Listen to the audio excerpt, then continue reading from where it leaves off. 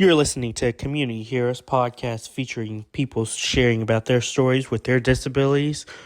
And now for your hosts, Brandon and Pate.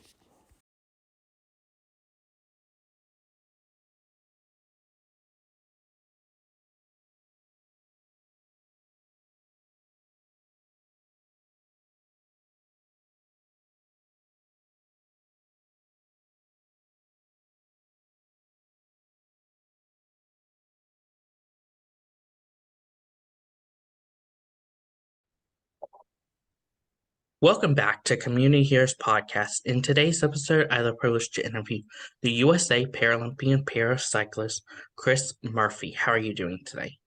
I'm doing very well. How are you doing? I'm doing wonderful. Can you talk about what your disability is? Yeah, my disability is called Erb's palsy. And what it is it's nerve damage in the brachial plexus of the neck, which is a nerve bundle that feeds into the arm and hand. And for me, it happened at birth due to a traumatic birth injury. So essentially, I had my shoulder got stuck on the way out, and the doctor pulled on my head to get me out. And although that saved my life, that also permanently damaged the nerves going into my arm and hand and gave me Erb's palsy. How does your disability affect your everyday life? That's a interesting question because it's all I know. So it's hard for me to notice necessarily. Um, when I spend time with people that haven't been around me a whole lot, they might notice more and ask me like, well, why are you doing this and that? Because I just do things in odd ways because I have to. My left hand and arm just don't function properly. So I just have a bunch of compensations or ways of doing things.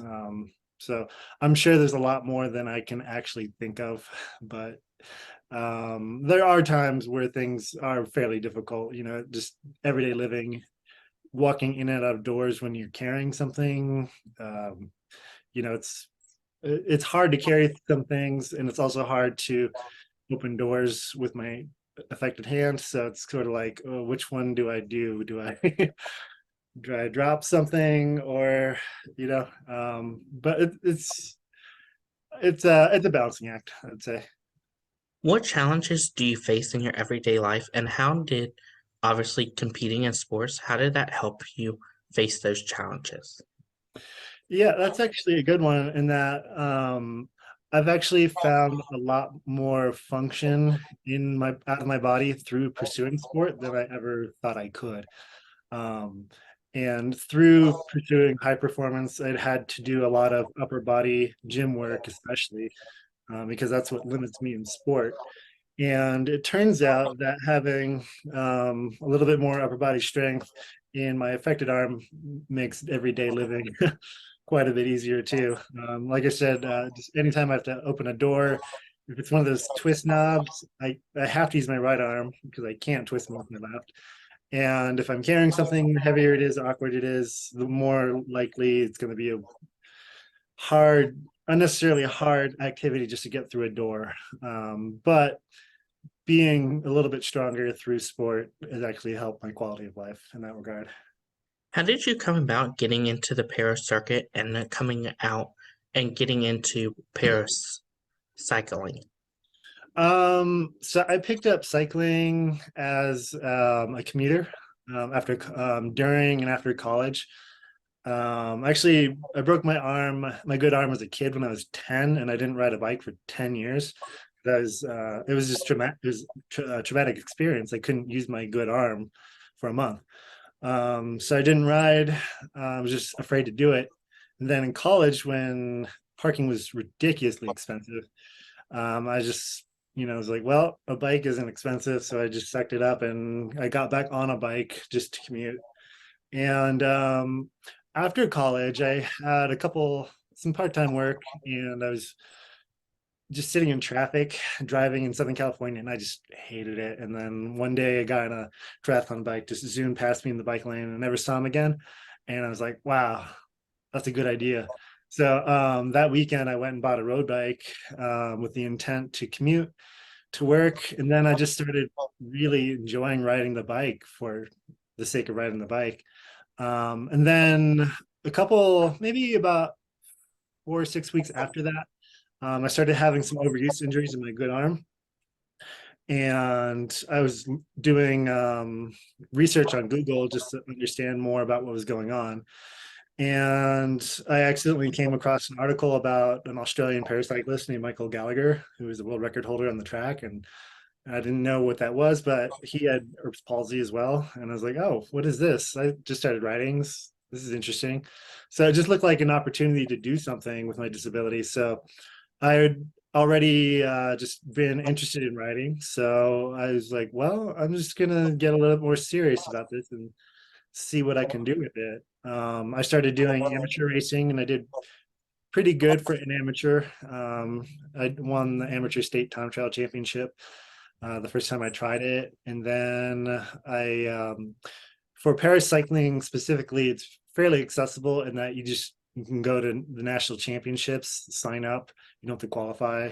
And you just sign up, you go, you get categorized or classified, and then you race. And I just did that, and I did well enough to at least get on the radar for the coaching staff, which is basically what I wanted to do.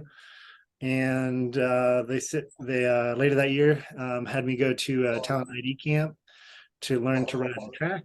Um, and it was a good camp. I got to meet a lot of the national team members and mix with them and actually train with them and race against them in training. And it was kind of a little bit of a trial by fire, but I was into it. And about 3 weeks after that camp, I won 2 national championships. Um, and that kind of presented an opportunity that opened up an opportunity to become a resident at the Colorado Springs resident training program. So that's kind of how I dived into it. What was that like overcoming your fear of getting on a bike to now becoming a professional cyclist and doing it for as a full-time job? It was kind of funny in that I didn't really think about that for a while. It was just organic. It was just like it was. I mean, it was out of practicality at first. I needed to save money. I didn't have money as a college student. And then when I was learning to race, I had a lot of fears, like honest fears about even taking my hands off the bike to drink water or something like that, to signal. I mean, these are things you have to do when you group ride with people. And I remember there's this Saturday group ride that I used to do that was 100 kilometers, so 62 miles. And it was an out and back through Southern California. And I didn't drink water at all until we got to the halfway point, because that was the only part that we stopped long enough that I could actually like take my hands off and drink water. And that was probably not good for training.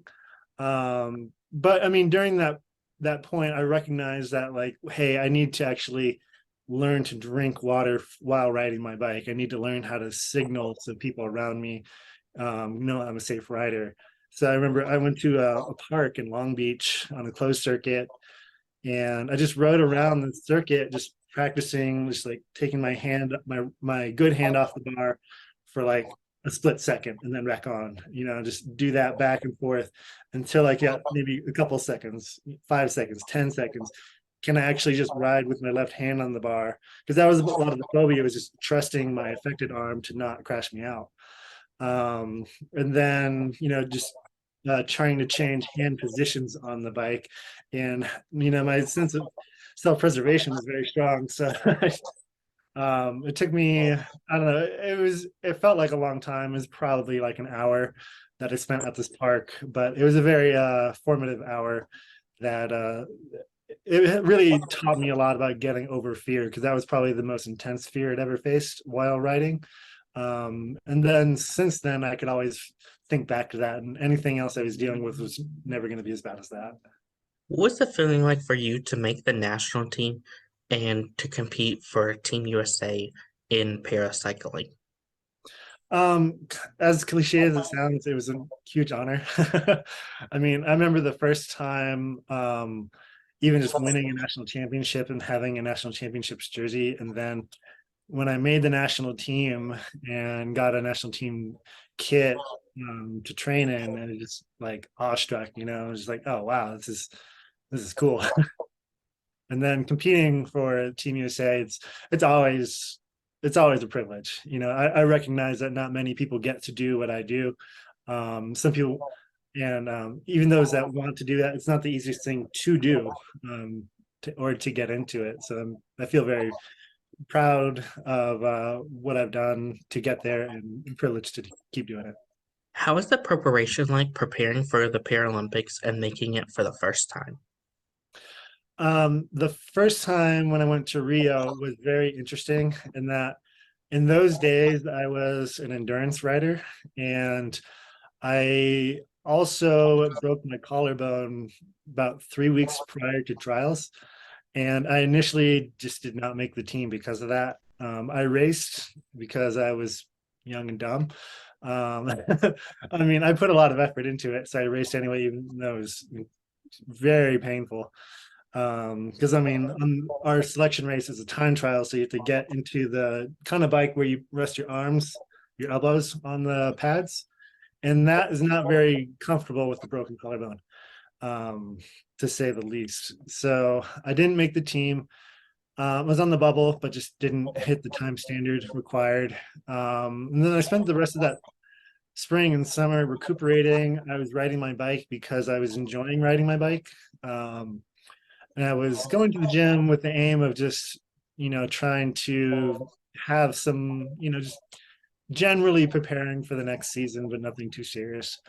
But then at some point in, I think, mid to late August, I got a phone call from our high performance director, telling me that the Russian doping ban, or the ban of the country of Russia from the Paralympics for systematic state doping, was upheld in the Court of Arbitration for Sport, and all their spots were reallocated.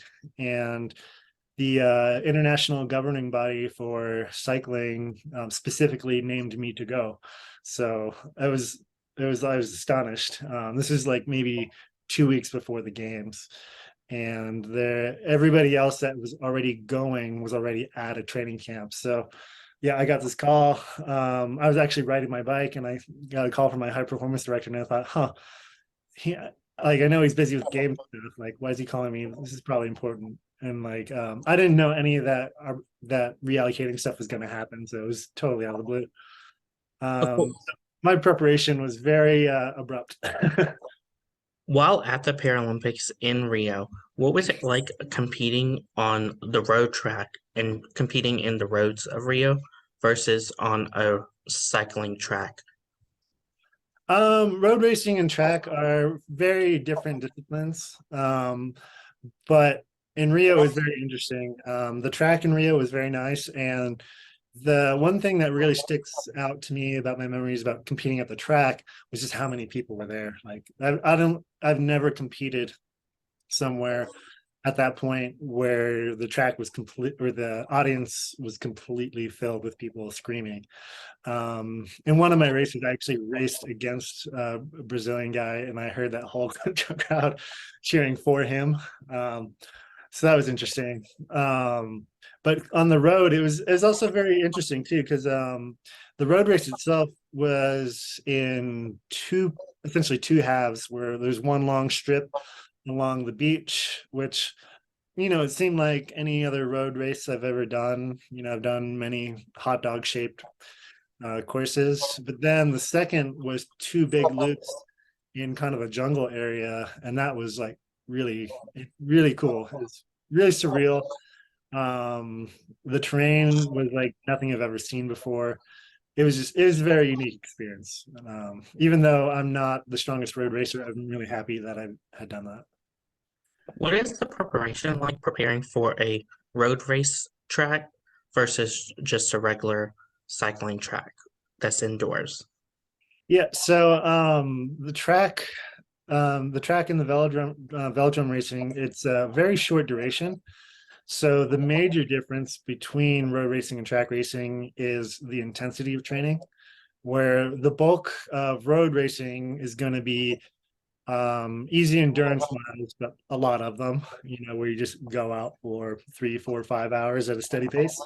And you need to get tired, but it's a different kind of tired than just going as hard as you possibly can for 30 seconds, 40 seconds, a minute, stuff that just completely drains you physically, where um and yeah, that's the main difference, is that track is just way more intense. What was it like competing in Tokyo versus competing in Rio with fans? It was very different. I mean, in Tokyo, it's actually it almost didn't feel like a competition, in a way. I know that sounds bad. And for us specifically at the track, the cycling events were all so far outside of Tokyo that we actually stayed at a satellite village. Um, so during the competition portion, it wasn't necessarily even like like a regular games experience. It really felt a lot more like a world championships experience, because everybody that you were around were other people from cycling teams that you already had seen or knew about or interacted with. So it was a little different for Tokyo. And of course with Rio, all the people there, it was electrifying. Even being on the wrong side of the Brazilian crowd, it was still electrifying to experience. While at Rio and Tokyo, what was it like competing with people such as yourself that have disabilities and have the same amount challenges that you faced while at the Paralympics? It's interesting. I mean, it's kind of like a brotherhood, honestly. um for me specifically, I don't know a whole lot of people with my same disability. um And in cycling, you're not necessarily always competing against people with the same disabilities as you, but people with disabilities. And the classifications are intended to be that you compete with people with generally similar limitations due to their disabilities as you. So, in a way, it's kind of like a brotherhood. There are certain competitors that I'm aware of that I believe have my same disability. I'm not necessarily sure because I don't speak Italian or Spanish fluently. But I can tell just from observing them, and it's a very interesting kind of unspoken bond. So it's a very special thing. What was the feeling like getting to put on your uniform at the Paralympics and having the Argonne symbols on them? Oh, it's amazing. I mean, it's it's kind of like a moment of realization of the work that you've done getting to you to that point, and to go to the games, it takes a lot of work, and especially in cycling, just because it's so competitive. What were some of your favorite memories and moments competing in cycling besides your two Paralympic experiences?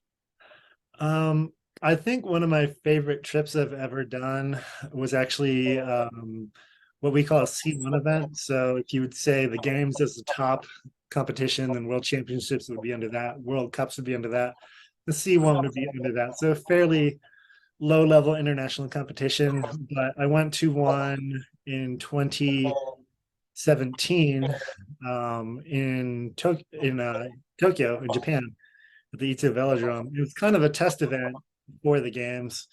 And I went with two other teammates. We didn't have any support staff, but the way that the Japanese organizers took care of us, it made it a really special race. And the way that we got to interact with other people from other countries, like the Polish team, the German team, the Czech team, I made some lifelong friends on that trip. And that was probably my favorite trip I've ever been to, if I'm being completely honest.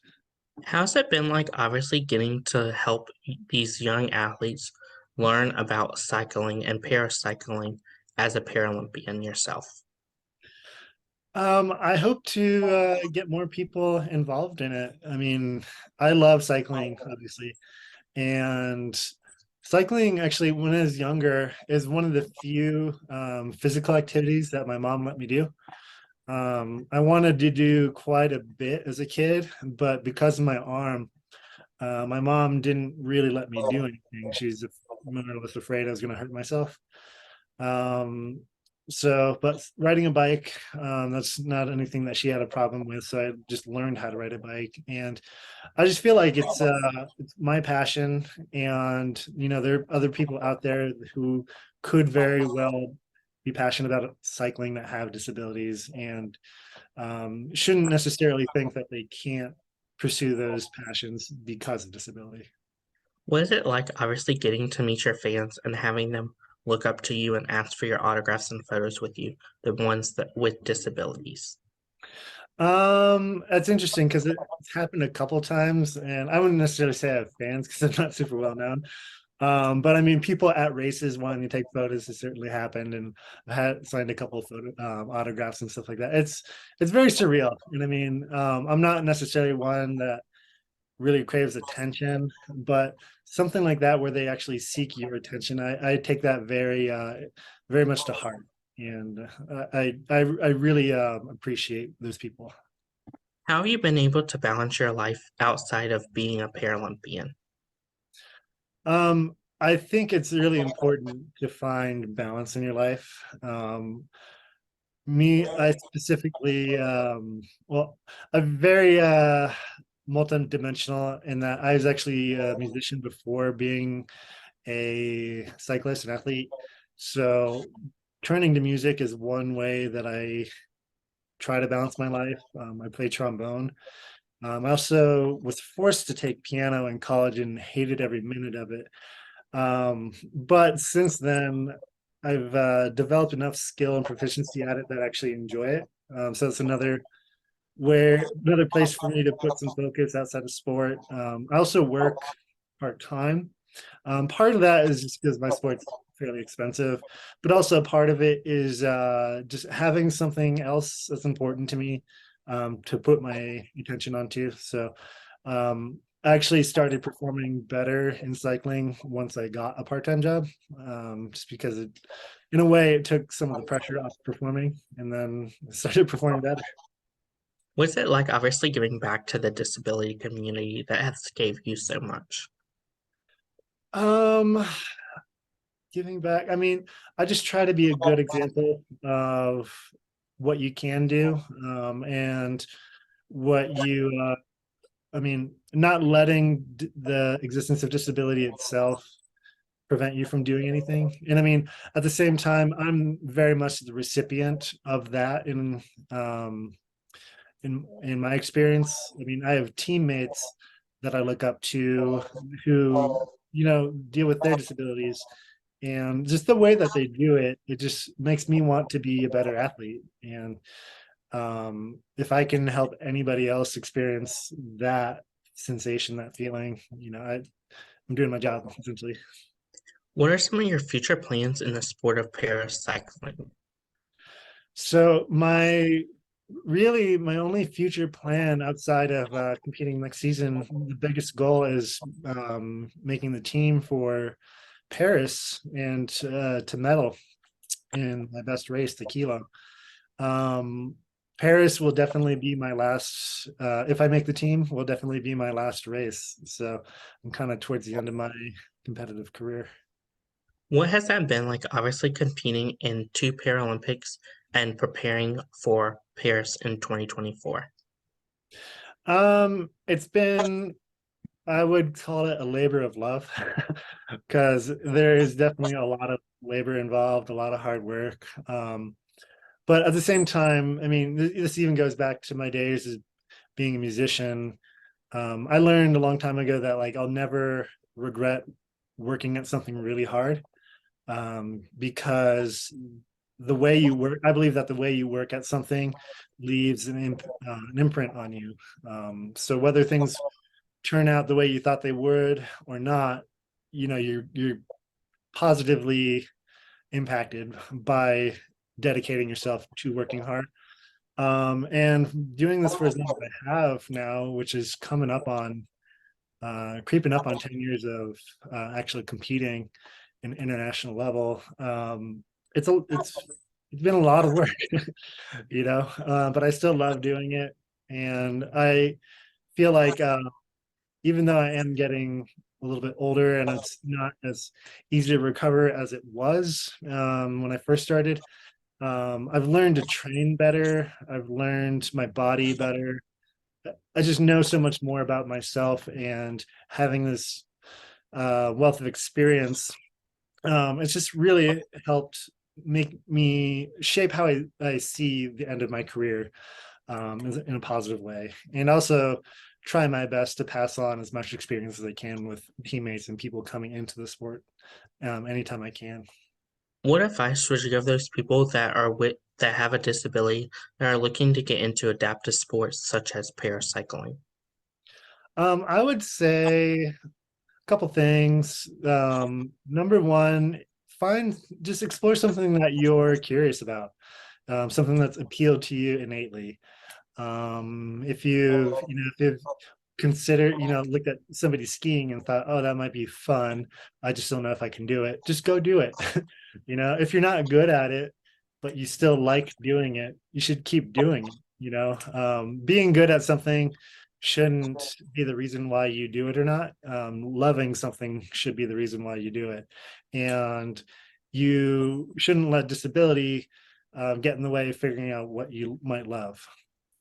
What advice would you give those people that are looking to compete on the Paralympics for the first time?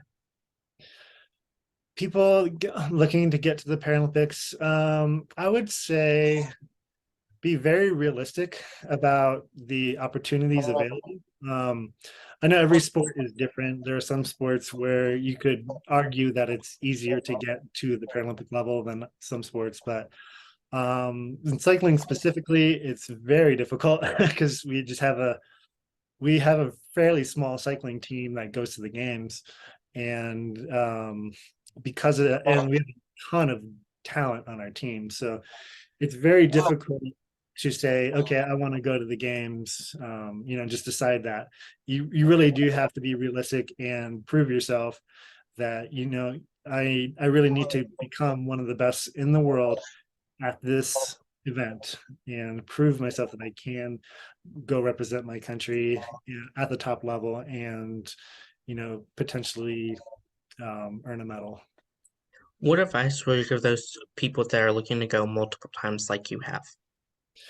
Um, I would just say to do multiple games, you really have to love what you're doing again. And not only love what you're doing, but remind yourself that you love what you're doing, because there's a lot of it that sucks. I'm going to be completely honest. There's a lot of training that's incredibly painful and uncomfortable, and you don't want to do it.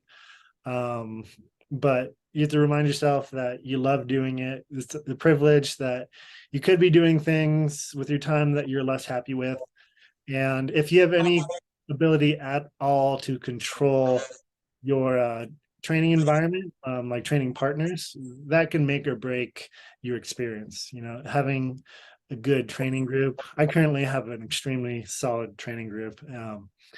And it's just a pleasure to show up every day and work with them, point things out to them since I'm kind of the senior member.